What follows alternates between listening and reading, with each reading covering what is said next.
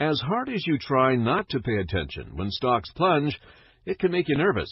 It can make you rethink your portfolio strategy of staying invested in stocks through bear markets in order to capture the gains historically achieved in bull markets.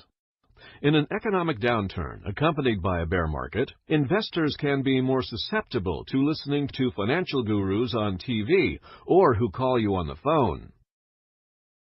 Be wary of financial gurus and doomsday forecasters, or just try to tune out the noise by changing the channel, hanging up, or resisting the temptation to click on outlandish social posts. When you're looking at news reports about inflation, Federal Reserve policy, supply chain, the Ukraine crisis, try to always keep in mind that today's news probably is not consequential to the financial economic climate over the next decade or two.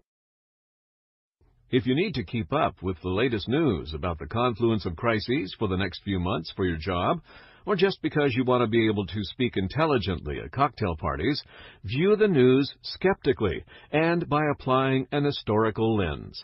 Events that occurred years before anyone living today can remember are much like the pandemic inflation Fed tightening cycle propelling today's economy.